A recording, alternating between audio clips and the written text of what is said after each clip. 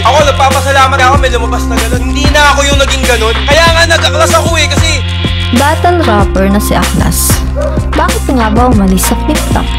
Tunay na dahilan ni Aklas, alamin. Ito ang mga tatalakayin natin sa video natin ngayong araw.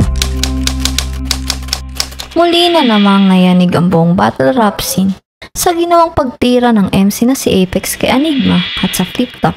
Nito lang nakaraang Ahon 13 sa laban nila ni Sinyo. Lumikha ng ingay ang mga revelasyon ni Apex sa round 3 niya na talamak umano ang pustahan sa mga battle sa flip-top at ang mga pumupusta ay ang mga hurado pa mismo. Ayon pa kay Apex, ito raw ang nagiging ugat ng dayaan sa liga. Isiniwalat rin niya na wala na raw pakialam si Arik sa kultura dahil may anak na raw itong binubuhay.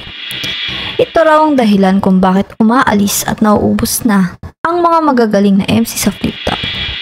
Dagdag pa ni Apex, tama naman daw ang lahat ng mga tira ni Akata sa liga. Masakit lang daw ang pagkakasabi nito. At dahil sa pangyayaring ito, lumutang rin ang clip mula sa isang live ni Aklas kung saan pinanigan niya si Akata sa ginawa nitong pagtira sa liga.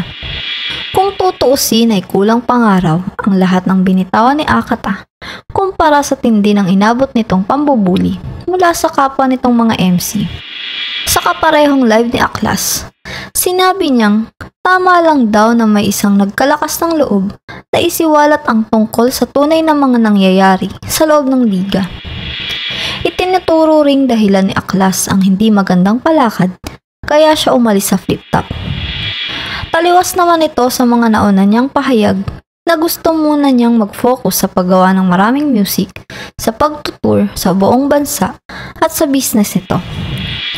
Mariin pa nga itinanggi ni Aklas na nag-away sila ni Enigma dati kaya siya umalis sa flip-top. At sinabi niyang may ilan lang silang hindi pagkakaunawaan nito.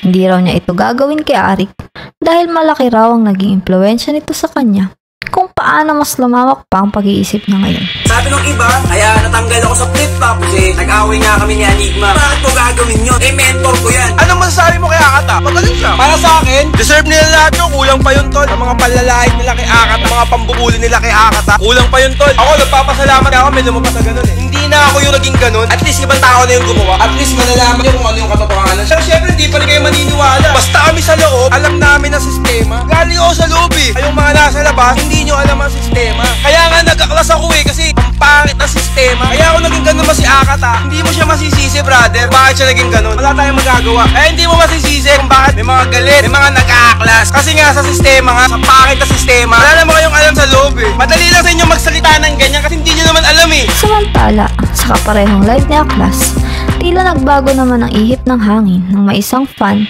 na nagtanong kung anong meron sa mukha ni Enigma.